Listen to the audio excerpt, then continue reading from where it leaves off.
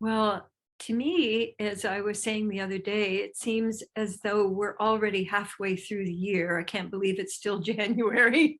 People are still saying Happy New Year. What do you mean? It's like, when let's make plans for next year. So this is a great opportunity. One of the reasons I wanted to share some thoughts and practices with you today is the new year is such a great opportunity to reinvent. And one of the things I was looking at is how most of us are caught in an old story. And that old story arrives before we do. And particularly in any kind of a transformational setting, a meeting, even just a conversation with friends, over coffee, forms a context.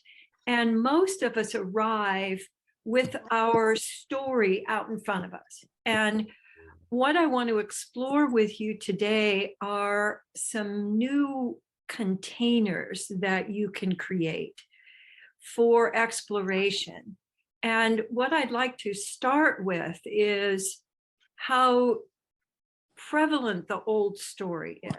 And so I want to have us try on some ways of bringing our old story into a new context.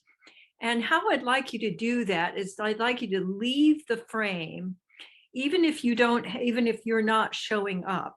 I'd like you to go ahead and leave the frame and come back into the frame. And I'm going to suggest some old stories for you to try on when you come back in. And so the first one, when you leave, I'd like you to just, leave the frame, doing that however you'd like to. And I'd like you to come back in with a sense of what's in it for me? What are you going to show me? Okay, so let's try that one out. So I want you to come back in, and I want you to have the posture and the facial expression, and do your best to exaggerate it. Like, what's in it for me? Yeah. And I want you to notice how you experience that. Like, where do you feel tension in your body? What happens to your breath? How do you see other people on the call from this position of what's in it for me? It's like, one of the things that happens for me is, oh, you look a little smarter than I am. I'm going to have to not pay any attention to you. So it tends to kind of exclude people and make for competition. Now, I want you to try on another one. So take a moment to just shake that one off however you want to. And I'd like you to leave the frame and come back. And I'd like you to come back just full of problems. Just, you just have, it's been one of those days. So leave the frame and come back in just full of problems.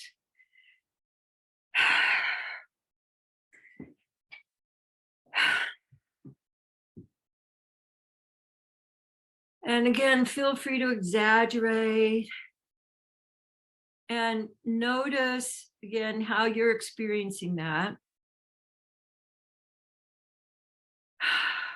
How other people look to you. Now let's do a quick one. Go, shake it off first. You might notice, where did that one land? For this one, it really landed for me in my shoulders. I felt very heavy in here and kind of collapsed.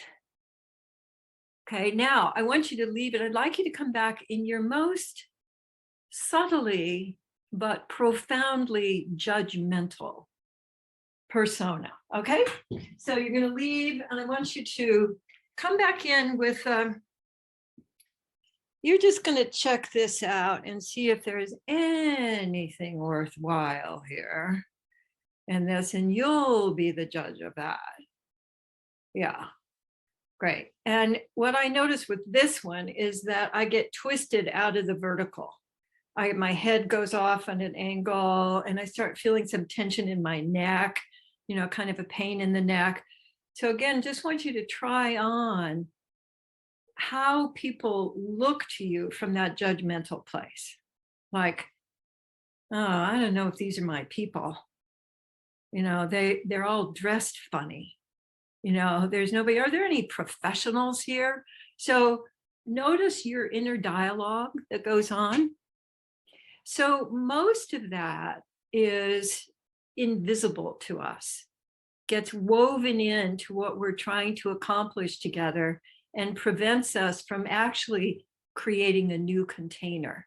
So there's one other one that I'd like you to try on that is, I think, the most invisible one, which is what I sometimes call the baby bird orientation, which is feed me. You're supposed to feed me. I'm here to be fed. So everybody leave the frame and come back in as your most aggressive baby bird. Or you could be passive, like, I'm just here, and your job is to feed me. So I get kind of wide-eyed and sort of leaning back. So exaggerate that for you and notice if any of these are familiar to you now that we've given them some airtime and some visual time. When I meet with people, I like to create the possibility of welcoming all of these different aspects in. And so this is one way you could do this. So there's another way. What I'm going to invite you to do is to consider, what might you use this information for? So I'd like you to first set your own context, like, what are you here for? You could be just curious. I'm just curious to see what she has to say and what we're going to do. That's great. But I'd like you to actually notice what, like, what do you want? What are you here for? And give yourself a moment to do that. And also to get a sense of, am I willing to receive that? And am I in a emotional, physical, intellectual state where I could actually receive? And am I willing to be impacted by what I might learn? And am I willing to have that change me in some way that might make a difference in my moving forward in life? So the old story is so pervasive. And basically, the old story is one version or another of the upper limit problem. Like, it's good now. We've been getting that with all of these rains that we've gotten in California, where I live in Southern California. We've been getting all these rains, but always in the headline, there's getting a lot of rain, but it's not taking care of the drought. So it's like, don't get too excited because there's still a problem. And my sense is that that's one of the ways that we ground ourselves as humans. We ground ourselves in the what's wrong, what needs to be fixed, what can be taken care of, because that has some kind of, I can do something about it, I can fix it. So I'd like you to notice if there's any of that old story that has been floating around you as we've been beginning here. And what would you call your most familiar old story about transformation, about learning something new, about shifting an old pattern? Like, it'll work for a while, but then it inevitably just kind of fades away. Or I try really hard and it never works. Or my older brother always worked better than I did. So whatever your old story is, see if it has emerged at all as we've been just beginning to explore. And I'd like you to let yourself take in what we're going to be exploring as if you're doing research for a next meeting that you're going to have, or getting together with your in-laws, or meeting some new friends, or your daughter's fiance, or some, just, I want you to have, okay, an experiment. Where am I going to use this? So that you're actively engaged in how you can practice what we're going to be exploring. So I'd like you to just see if you would be willing to do that, so that you're not in just the, okay, I'm going to see how this works. And then it's like, I'm just watching another television show. And it was pretty good. I'd give it a B minus. Yeah, I'm eating, I'm doing my exercises, which is one of the advantages of having Zoom calls, because you can just take yourself off the camera and do whatever you want to. I like that. So I basically, what I've been passionate about for years is what I call contexts of discovery. I want to create gatherings where discovering is our engine, where discovering is the fuel, and that discovering, the idea of discovering, the energy of discovering is what carries us forward. Because most of the contexts are, first we find out what's wrong, and we find out who did it, so we can find out who to blame. And then if we have any energy left over, then we figure out who's going to fix it. And of course, it's not me. It's going to be somebody else who's going to fix it, the person who was wrong. So the context of discovery empower the participants. But what we often get caught in is trying to be like on the dance contest, to do something that's just so impressive that the other people will be impressed by it. And like somehow that's going to change things. So it becomes a performance. So let's just try that one too. Like coming into the frame, go out of the frame once more, and then come back in your best, I'm performing. Your persona, your performing persona.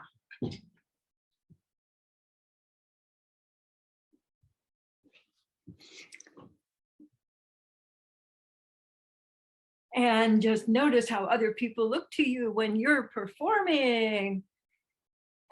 And notice if you get outside of your location, if you move outside of your body. And what would it take for you to just simply locate yourself in again in your body right now?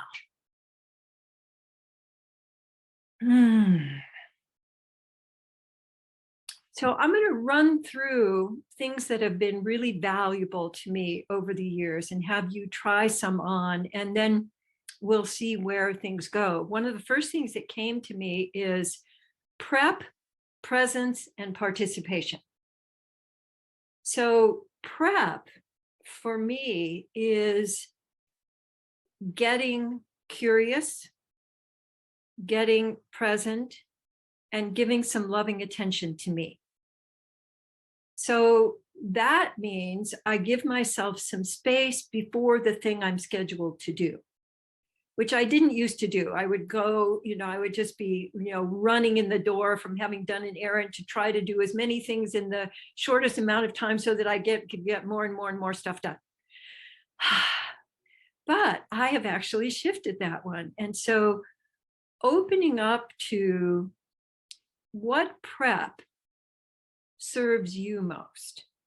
So one of the things would be fear melters. So you can even just do that as we're continuing to talk. Those of you who don't know fear melters, we have a whole section of those on our foundation website, but they're basically, there's oozing. So you can try on oozing. You can try on oozing in a different way. You can stand up if you want to. You can move around. So oozing and wiggling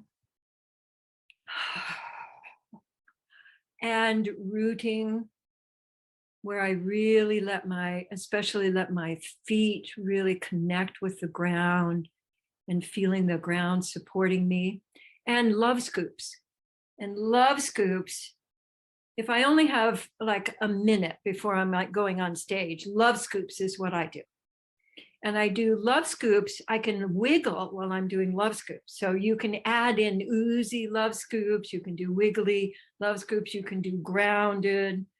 So for me, I do some preparation that allows me to bring my body along. So I'd like you to take a moment to consider right now, what's the simplest thing that you could do to presence in your body as a preparation.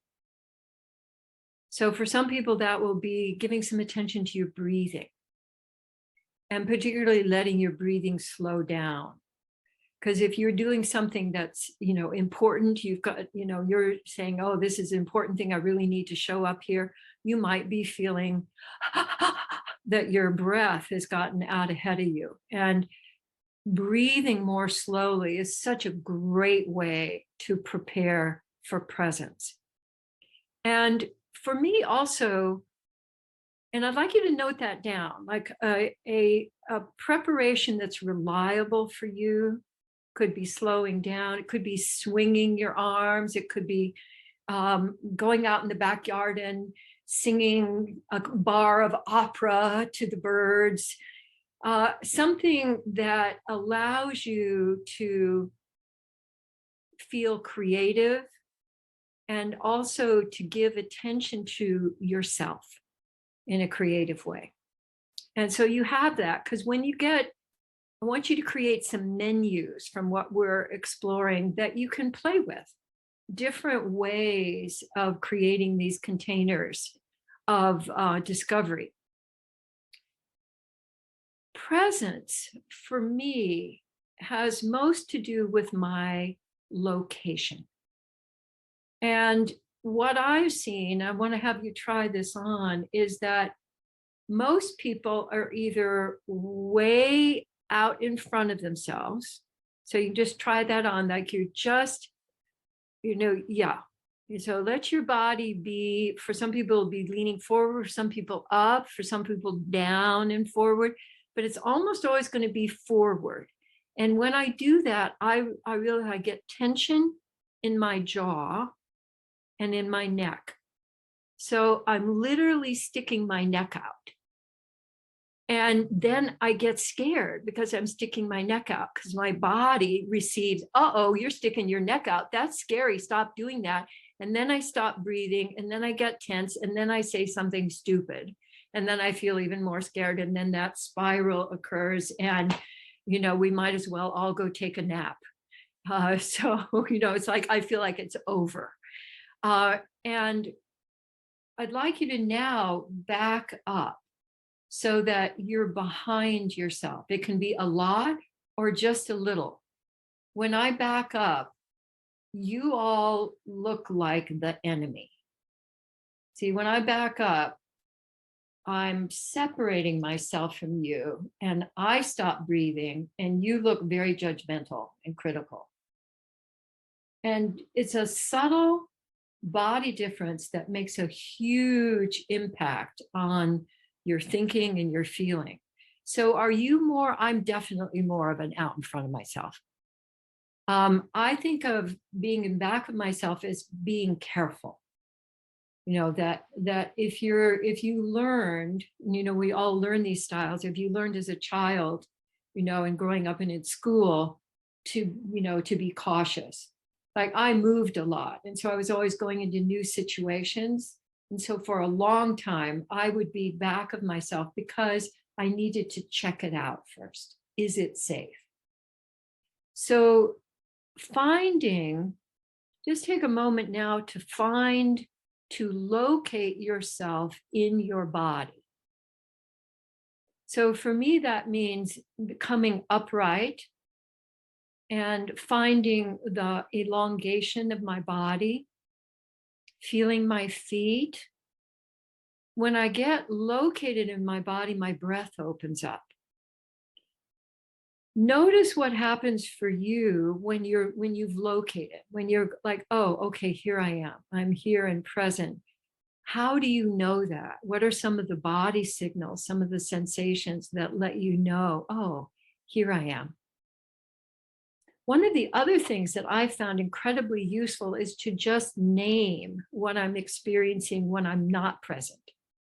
So, and I often say that out loud, like, oh, I just remembered that I didn't turn off the water in the bathtub, because we turn on the water to give a little water to our cats. And there have been a number of occasions where I've come back in and the bathtub has got this much water in it.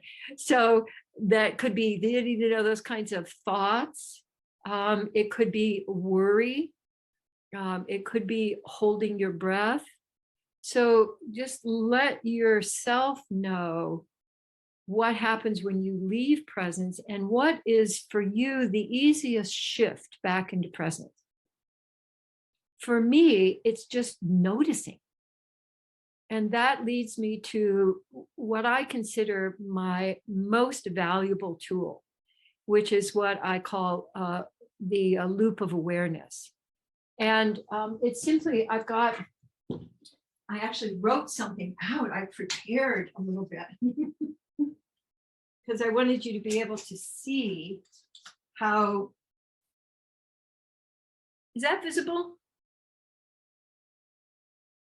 Up closer? Okay. All right. Good to see if that works. How's that? Is that good? Thank you. All right. So where has your attention been in the 20 minutes or so that we've been? Has your attention been more out here and listening and looking, or has it been more in noticing you? My guess is it's been more out. And that's how we're taught to function in society, is that our attention goes out. We're paying attention. And literally, it costs. When you're paying attention, it costs you because you're spilling out all of your attention and you're not getting any of it back. So loop of awareness allows you, the main thing it allows you to do is to refresh your presence. So I'd like you to notice, simply notice a body sensation that's going on. And you can hear me and notice a body sensation. And that allows you to do that little shifting, the loop of awareness, which I sometimes call the lurch of awareness, because when I'm first practicing, it looks kind of awkward going, it's not, a ballet. It's more, a little bit more like a slam dance, like, oh, I just remembered it. Oh, I'm coming back over here. But the important thing is the shift. So I'd like you to now notice somebody on the call that you hadn't noticed before. Just give your attention. Just that, like giving your attention to somebody on the call and just getting curious about them. And I've put this here because this is the quickest way I know to shift from critical, judgmental brain into wonder brain, into being curious.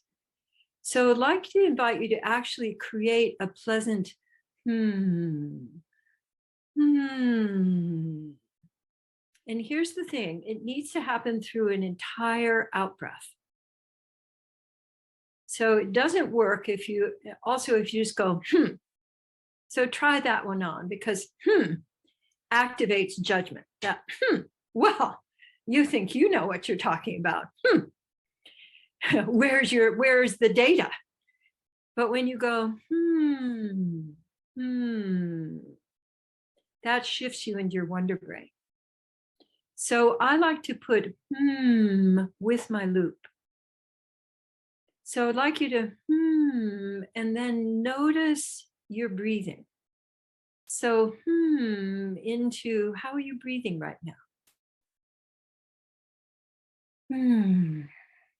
And then and give your attention out, either to the room around you or to somebody on the call. And I may just be about to sneeze here, so I'll let you know when it starts emerging. And then, so the just simply shifting your attention to out, and then shifting to noticing you. And that's really the basic structure of loop of awareness. There's a lot more to that you can add onto it, a lot more bells and whistles. But what you're basically doing is including you. You're letting you continue to be part of the interaction instead of, oh, I'm working with you and I need to give all of my attention to you and noticing what's going on for you and pouring myself into you, and then I'm drained. And that sense of that we're both participating falls away. So the other thing that I have prep, presence, and participation. So presence, I find, is really enhanced by loop of awareness. So what I'd like you to note down is that whenever you're stuck, your attention will be stuck as well. And you can jumpstart your attention again and your presence by simply shifting it in the other direction. And usually I have found, you can experiment with this, I have found that shifting, it's usually between 3 and 8 times of shifting my awareness, something opens up where I feel in flow. I might get another idea of what to do next. The other person might have a feeling or something that arises that I can then go connect with and bring to their attention. So what we tend to do is just give a light kind of dusting of attention to something and then dismiss it. So if you're willing to play with loop of awareness and you're feeling stuck, I'd like you to, you can maybe make a marker 8 times that goes back and forth and back and forth. So something to remind you to give yourself a little bit of practice to enable you to really feel what it's like to be present. So one of the other things that I do regularly is I just say what's going on. And I will say, oh, I noticed that I just noticed that I thought my hair looked stupid. Or I was just noticing that I can see the reflection of your glasses, Linda. And I'm thinking, oh, she's got some cool light there. So, I'm concerned that I'm not connecting with you right now. And so I'm starting to feel a little worried. I'll just say what is going on. And I've found that when I align with that, it's what we call matching. If I just say what I'm experiencing rather than that when I'm trying to pretend is going on, that I get present again. And if I might cry, somebody might cry, there's somebody might have a feeling, but all of that, everything begins to flow again. So here's another thing that happens, and I've seen it many times, and I've been at this for several decades, and still when I try something new, like in our playground last year, Gay and I did a once a monthly, we call it Gay and Katie's Playground, and there were a lot of people who didn't know our work at all, and they were there, and it was really like talking to the in-laws who came from another country and didn't speak the language. I just felt like I was speaking into a void and there was nothing coming back, which brings me to participation. That I start right away, and if you just watch the recording, you will see I start right away in getting people to participate. Because the real key to discovery is the co-creation of us participating together. And all you need to do is to exaggerate what's already going on. And in order to be able to see what's going on, if you're and doing loop of awareness, you'll catch something. Like you'll catch somebody looking off, and then you can have everybody sort of look off and pay attention to everything else except what's going on the call. You can, and then that leads you to play. You start tossing, you start exaggerating, you start playing with what's going on, and pretty soon you're shifting, and pretty soon you're getting into some new discoveries. So those are some of the foundational things that I play with. Now, I bet you've lost your loop of awareness. So for me, for years, what I would do is just simply, when I remember, I would go the other direction. So when I'm remembering, like, where is your attention right now? Just simply shift the other direction. And then shift the other direction and do that a couple of times. And then here you are again. And then something might come up that you want to share, that you want to write down, or some connection between things. That's where the magic occurs. So I've been practicing this for upwards of 40 years now. So I'm pretty good at it. Let me just describe to you what can happen as you practice. So at first it's like, oh, that's right, I got to shift my attention. And then I forget for a long period of time, and then I remember again. And that can go on for a long time. And then you get more skilled so that instead of just a shift, it becomes more of a loop or a circle. And then what can start happening is that you can be aware of you and aware of others at the same time. So you get a kind of a circle that includes both of you. And then that circle can become more dimensional. You can be aware of, like, for example, I can be aware of all of you. I can be aware of me. I can be aware of the next thing that I want to say to you. And all of those things can be going on in a very spacious kind of presence. And that's the value of loop of awareness, that you can keep developing it. It's not like, okay, yeah, I got that. My sense is that it's the primary skill that you can keep developing, because what it does is connect.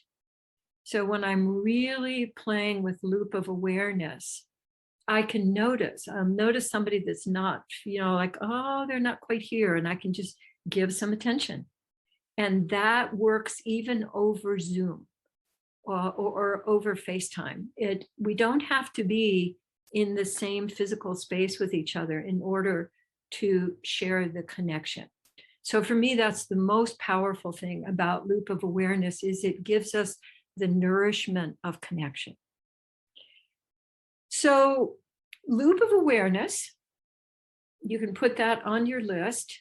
That's the thing I come back to all the time. And if you want to practice that some more, we do this every Monday morning at 9 o'clock Pacific for about 15 minutes. And we explore the dimensions of attention and how to play with attention. And I always feel like, that was so great. That was so much fun to be with the community and to connect. So if that's something of interest to you, you'd be most welcome to join us. It's a no cost connection time. And the other thing that for me is underlying all of this is I welcome you however you are. I've often said that our trainings are a come as you are party. So mostly we have like getting ready for company, or, being on your best behavior, that's how we're supposed to be when we're around other people. And I want you, particularly in your explorations with others, to invent your own ways of every part of you is welcome. And that's part of why I try on different things at the beginning, so that people will know however they are is just totally fine to be at the party. I don't know if you all know of our app. It's called Presence Connect Play. And I'm going to just hold it up. Can we see it, or is that not clear? There we go. I'm going to hold it to the side. It's called Presence Connect Play. It's a free app. And what it shows you is a particular skill to allow you to presence yourself, and another to connect, and another to play. So and it comes up at random. So I want to have us just try on what came up in the presence, connect, play. So presence is find your feet. So what I'd like you to do is just, find your feet. And sometimes when I do that with people, people go, they look, oh, there they are. And that lets me know that they're a long way from their feet. And so I will sometimes then find your feet from the inside, and find your feet from the back of you, and feel your feet from the bottom. So there are ways that you can play with finding your feet, but it does allow you, can you feel the shift into presence simply by finding your feet? And then connect is to appreciate everyone as a work of art.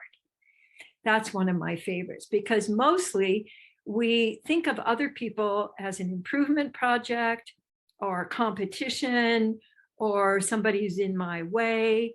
But if I genuinely appreciate, the art of appreciating is one of the most easy connections that we can create with ourselves and with others. So one of the things I want you to also, this is behind the scenes. So all the time that I've been talking to you, I've been looping with each of you. So I've been connecting and kind of weaving, and like connecting and weaving. And when it doesn't matter how big the presentation is, I've done this with 2,000 people, that as I'm speaking, I'm also looping. And that particular skill has made it possible for me to connect with large groups of people in a very intimate way, as if they were in my living room with me. So the appreciation, the act of appreciating, of being sensitively aware of, like, give some sensitive awareness to yourself right now, and just notice what comes up. Is it a feeling or a memory or a thought or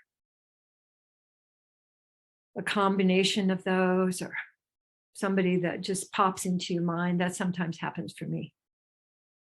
And it can also be focusing on what's working. And that's something I really like to do, because almost all marketing is about what's the pain point. You got to find the pain point, because in order to make a shift, you got to first find out what's wrong. And I want to shift that whole thing. First you have to find the pain point, because that's not where I want to live. I don't want to live in the pain point and then just shifting and making that a little better and then finding the next pain point. I want to shift into, instead of what we call the drama triangle of the hero, victim, villain, I want to act from presence, connecting, and playing. So the play suggestion here is commit and act. So committing is to take yourself, gather yourself, and to take yourself in a chosen direction. And so committing and acting goes together. So I'd like you to just invent a commitment that you could use from the material that we've played with so far. Like, I commit to practicing my loop of awareness before I get into my day. Or I commit to practicing loop of awareness as soon as I get off of this call with whoever it is I'm meeting next or talking to next. And then you act on that.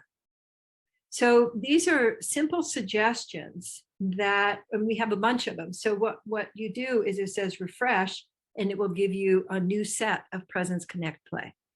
And these are all doable skills. There's not anything woo-woo in there, although I'm a big fan of woo-woo, in case you haven't noticed yet. And woo-woo to me is so much more fun. And I think that transformation can happen while we're having a great time. And it doesn't have to be serious and hard work. So if you would be interested, Presence Connect Play app can allow you to continue shifting from this old model of things are wrong, you make them a little bit better, then they get worse, then you make them a little bit better, to a whole new way of acting in the world, which is to get present, connect with others, and then see what wants to happen. And having practiced this intensively for the last several years, it's way more fun. So I just want to suggest it to you. You can experiment, you can reject it, but I do want to suggest that you practice before you reject it. Now, there will be intellectuals in every group, and there will be people who use their intelligence to keep themselves from being present. The other big problem is that we've become an incredibly head-centric culture. And what that's been doing is lessening the range of movement and creativity and full body dimensionality, and giving people the need for chiropractic treatments, but basically making people more two-dimensional than three-dimensional. And I see this as I'm moving around in the world, that like there's no breath, there's no movement going on, there's just a head that's on a stick, and that head wants to know, why are we doing this silly stuff? And what does that have to do with my very real problem? So the question that I ask more than any other is, how are you experiencing this in your body? So there may be a about what's going on, and then along with loop of awareness and my presencing myself and coming back to presencing myself, I'll say, and how are you experiencing that in your body right now? And so in order to try that on, let yourself just recall, an issue that you've been looking at, dealing with in just the last period of time, the last day, the last week, and particularly one that you've been, and figuring it out and working on it, maybe worrying about it. And ask yourself right now, to go ahead and make it vivid in your mind, and then ask yourself, how are you experiencing that in your body right now? And then just notice. So there's no right or wrong answer. What we're doing is traveling, letting awareness travel from up here to, oh, how am I experiencing this in my body? Which creates for me always a shift. And so that will be my breath expands, or I drop into myself even more deeply, or an insight arises like, oh, I'm still mad at my brother. Oh, and I've been looking at you as if you were supposed to take care of that. So it can be something little or big, but there almost always is a shift toward more presence and more engagement.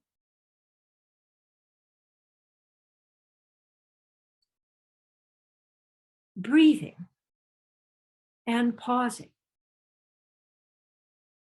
is such an incredible transformational skill.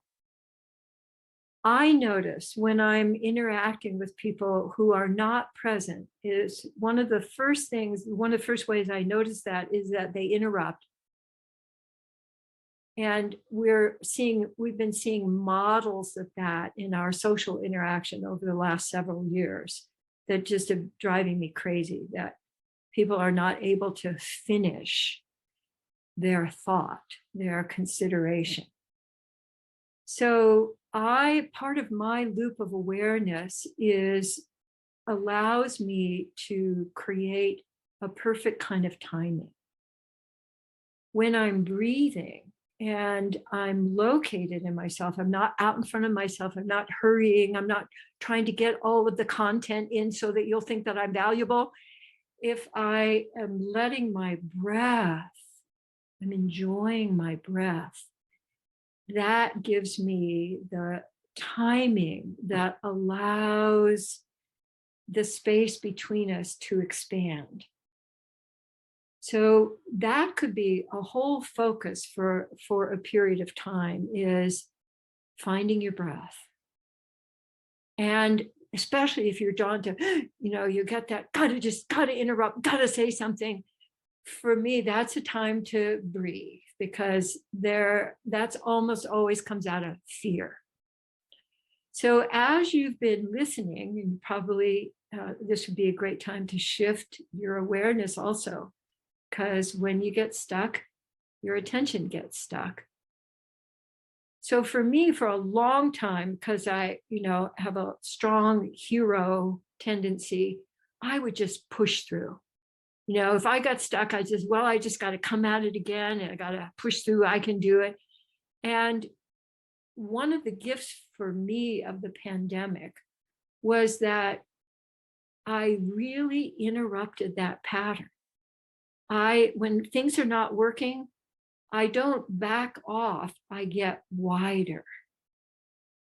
So I would like you to consider something you've been stuck on, maybe a design or just something you've been stuck on for a while. And I'd like you to let yourself get spacious. Let your breathing get wider. So this is part of rooting, getting wider and feeling yourself coming into the earth, coming into the ground. And for me, that's a great reset.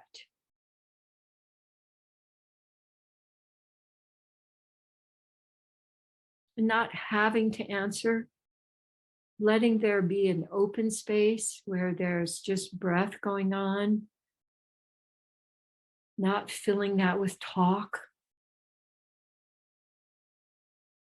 Yeah, beautiful.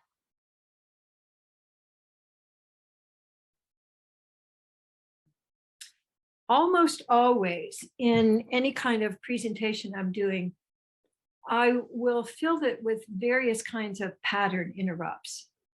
So I'll have people exaggerate the way they're sitting. I'll see something that's going on and I'll have everybody do it. And that kind of just interrupting so that people don't get into a trance. So just change your posture in some way that feels friendly and fun to you right now. Just change your posture.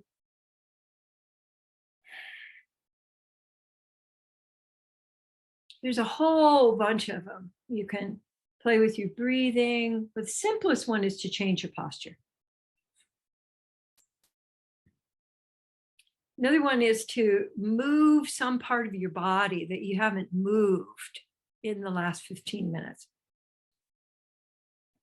And move it in some fun way. And as you are doing loop of awareness, you might see something that someone is doing that you go, oh, that looks like fun. I can try that on.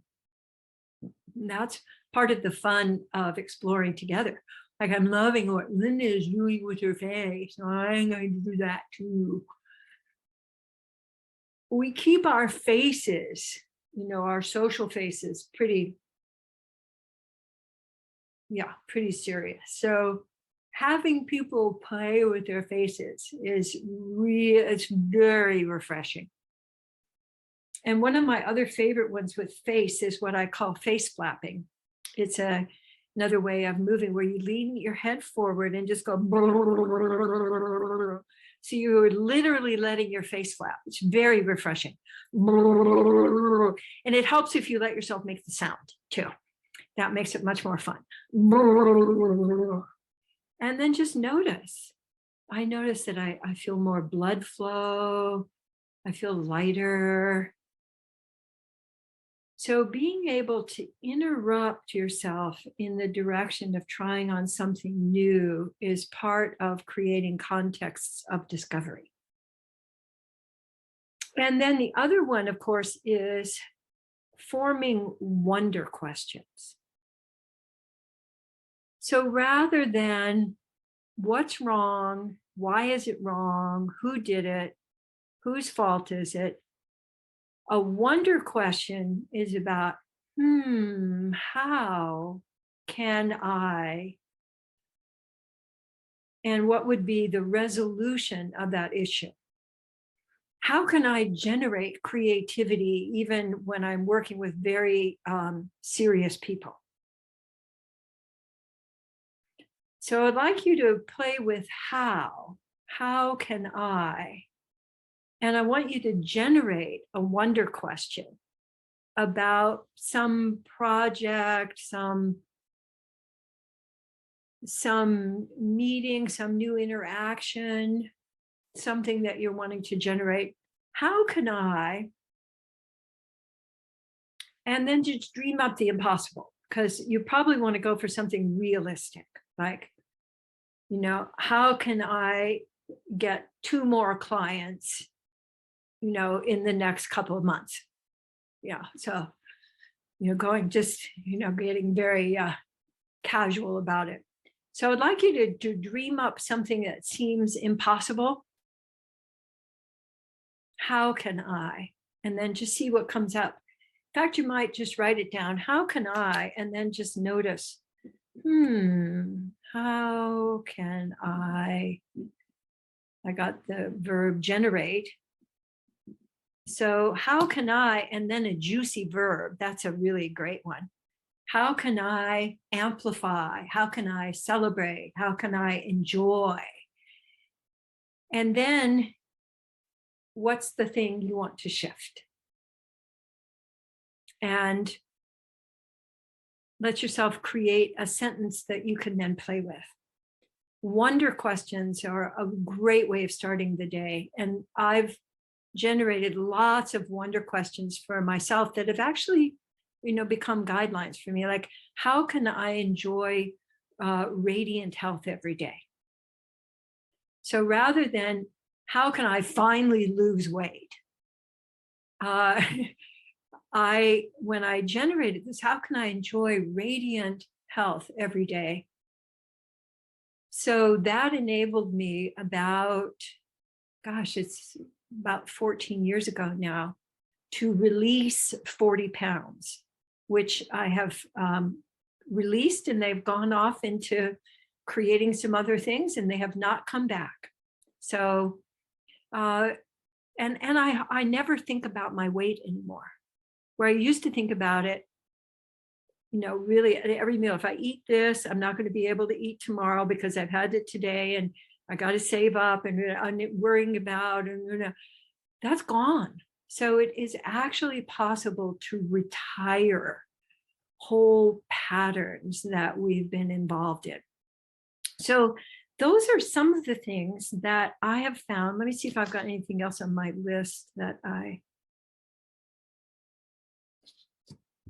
that's pretty much it, Joe, as an outline. So I wanted to save a few minutes for questions, sharings that you might have, anything you'd like to hear more about, or that you'd like to challenge, or you'd like to find out where you could find out more about various things. Want to just give you the opportunity to do that.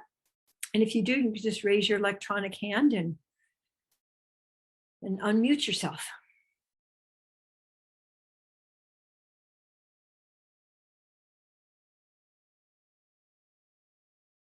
Yes, Linda, please unmute yourself. I did.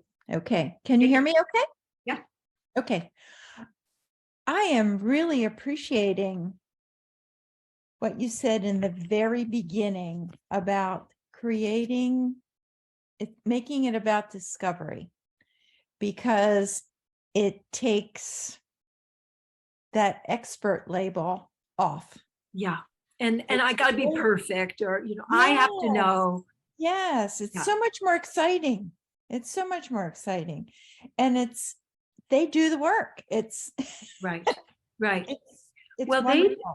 and what I find also is that I then get to collaborate, because I really think the magic is in us discovering together. For me, that's at the heart of loop of awareness, is that I'm bringing my attention and I'm weaving it with your attention, and then something comes up that's the combination of the two of us.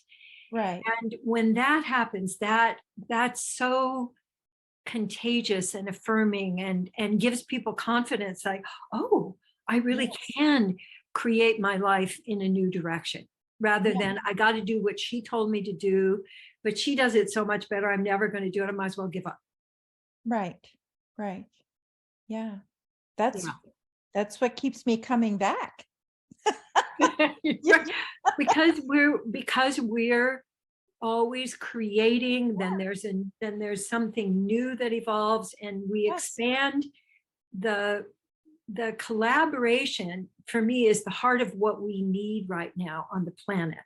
Yeah. It's not you get to be right or I get to be right, but it's what can we generate together. So, and I consider you a master collaborator. So I'm so delighted to be able to do that with you. Well, thank you. She's trying to receive that appreciation. Thank you. Oh, thank you. All right. Great. And looks like we have, is it Elisa or Eliza? Elisa. Elisa. So it's kind of similar what Linda was saying. I noticed when you were mentioning about how you have this ability to loop in and out, even with a huge amount of people. I immediately, this like wall came down between you as the leader carrying this whole group to a collaboration, as you all were mentioning. And it felt so gratifying to be a part of that. Yes, and thank you so much for mentioning that. Here's what I notice, and it really feeds me, is that I can tell when I've connected with somebody, and I'll be speaking, like I've done this in lectures, and I can tell by the time I'm finished with an introduction, people are looking for me. They're like, look at me, look at me, look at me. And so they want to be included, and they're responding to your including them with your attention. It's so powerful for gathering everybody into the space. And my sense is with the kindness, of your presence, that would be a really great practice for you. Yes. Thank you so much for that. Yeah, thank you. Thanks for sharing that. Super. Hey, and Jody. Hello. First of all, I'm appreciating the loop of awareness that's going on between your sweater and the art above your couch. Oh, yes. Thank you. Yes. Lovely looping going on there. And the other thing is, it surprised me when I went back, when we did the forward and back, and I felt we might do that to feel safer, but I felt less safe because I wasn't, if somebody were to suddenly come at me, I'm not in a position to protect myself. It would take extra energy to go forward to run or protect myself. It's like respond. Yeah. I felt less safe. I felt almost like a turtle on my back. Oh, that's a great image. That's a great image. Thank you. So what it also is reminding me of is that presence creates safety. And so when you're back, you're sort of back on your heels, you're not safe, and you don't perceive that the space is safe. But particularly as the leader or the person who's helping to create the container, your presence then generates a sense of presence where people can discover the safety of presencing and participating rather than safety of withholding. Because then you make it that other people have to create safety for you, but they can't ever do that. And so playing with this at a physical level, I find very, very powerful, because people will have those kinds of awarenesses that they can then take into daily life. So I really appreciate you mentioning that. Yeah, wonderful. Thank you. Well, hey, look at that. We're coming right up on the end of the hour here. Ta-da! So thank you very much for joining. And this session is recorded.